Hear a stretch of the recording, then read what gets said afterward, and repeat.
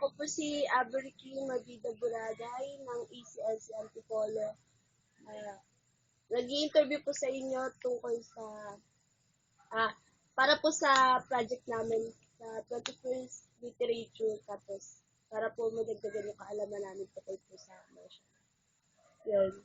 Nung panahon po ba ni Marcos, ano pong masasabi niya sa mga pamumuno niya? Saka yung tungkol sa Marshall. Kasi ang martial law dineclare ni Marcos, 1970s yun. Yun nga, lahat ng mga armas, pinasurrender niya. Para siya ang maging, siya nang mamuno lahat. Wala na yung mga senador. Hindi na ang mga senador. Siya lang mismo kung anong sabihin niya. Ayun na, wala na makapagharang sa kanya ng kung anong sinasabi niya. Ganun, si Marcos nung araw. Ano po, tsaka sa ngayon po ba kayo sa kanyang pamumuno?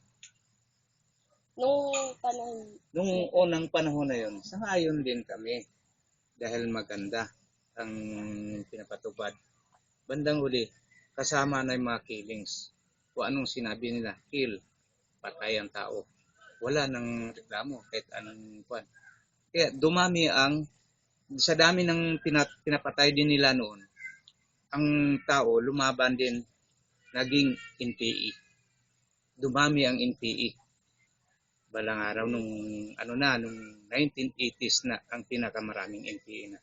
Kasi sa gawa ni Marcos nga na marami na siyang pinapapatay, walang kalusutan ang pag napatay ka, libing ka na, wala na yung kaso.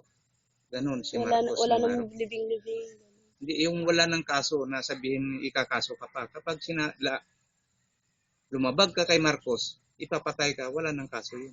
Palibing ka na lang. Kaya ganun umalsa-masa ang mga tao. Kaya pala madaming ganit kay Marcos. Ano po pangalan niyo? Pedro Rabal. Salamat po. Thank you po. Mag-interview po kami about sa pamumuno ni Marcos nung Manang ng martial law. Apo. Oo. Pwede niyo pong mawento sa amin yung mga naalala niyo about sa binigyan ng martial law. Ang mga ako nung araw sa martial law, kawawa yung mga Pilipino, mga tao. Lalo dyan sa pinsal nung araw. Yun lang, ang alam kong kwan. Kawawa yung mga tao, sinuri nila, hindi na lumalabas. Mahigpit ba? Mahigpit po ba talaga yung Martial law? Apo, yung Ay, may pit talaga. Sobra. Kaya nung araw, wala yung mga taong ganyan na kwan, wala. Puring ka talaga. Sa tingin niyo po yung dineklara ni Marcos yung martial law, sa tingin niyo pa napabuti po yung Pilipinos or lalo pong Hirap. humira? Kaya yun. Sa tingin niyo lang po. At nung araw kasi, nung panahon ko pa, nung martial law, kaya nga alam ko lahat yung sila martial law. Alam ko elementary. Nasa probinsya ako nung araw. Kaya, elementary ako bago. Alam ko na lahat yung nangyari. Kaya yung mga mahal na mga ng estudyante, ang naalala ko lang yung wala. Kaya may pet nung araw. Hindi ka kaya ngayon na maliwanag sa tao. Kasi martial law nung araw talagang may pet. Pabaho ko yan, may pet talaga. Wala na akong masasabi, basta may pet yun. Ano po yung pangalan? Ako, Binduloso, Jason. Ako po si, si Aberky Buragay ng HLC Antipolo student po ako. Para project po namin po pag-interview sa 21st Literature sa subject po namin.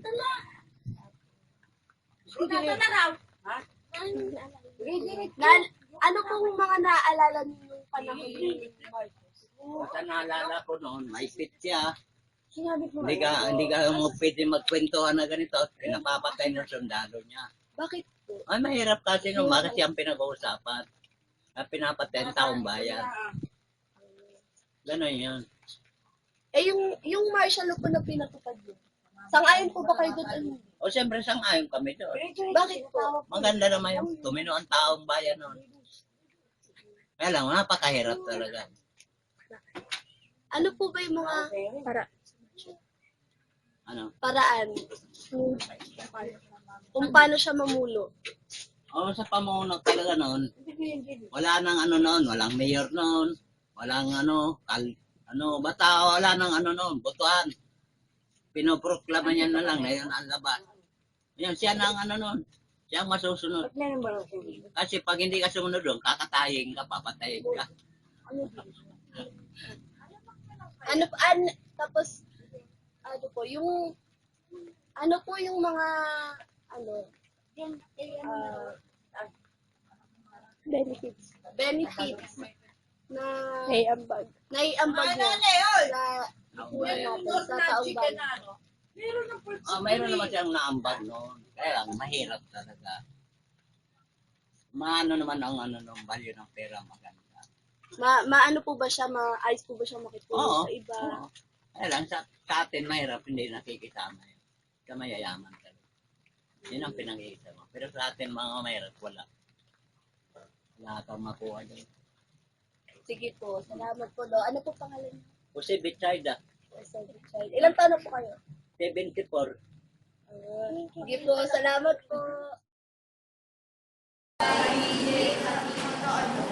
Of my father's office at down where father makes his work, where he does his trade, still wearing his great and colored dress, blades work, the fruit that he works hard with, also brought a photo of his boss, whom he calls Apple, so Apple could, hang around on the wall, behind him and look over his shoulder to make sure he's snappy and all. Father is snappy at once, but sneaking around his office at home, looking at the stuff on his wall, had blocks, swords, metal, are important. Told me that was no place for a boy. Only meant when he didn't have to tell me because that photo of Apo on the wall was already looking at me around, his eyes following me like glass. That scary Jesus in the hallway saying, I know what you're doing. Insights about the boy. My insights about the Apo on the wall, I think the father is loyal soldier and the one who's on the photo hanging on the wall was his boss Apo.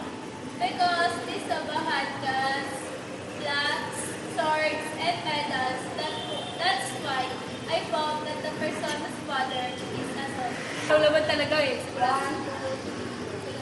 My insights about Apo on the wall are the Apo on the pole is President Marcos, and there's a father who has a son. And I think the father in the pole is a soldier and his boss is Apo, which is President Marcos. My insights about Apo on the wall, I think the message of this poem is be generous and be respectful to our boss and our father. And the father in the poem are idolized Apo souls. I'm entitled Ako on the Wall by P.G. Patino is a good poem because it symbolizes the loyalty of every In soldier. the poem, Up on the Wall, the story was told from the eyes of an innocent child. The boy described how this Apo made him fear his father. In a way, the boy was just like the Filipino people of the Marcos era. Just like the child, they also feared their ruler because they know that with one wrong move, they will get punished. And just like the boy, they will also never forget this experience their whole life.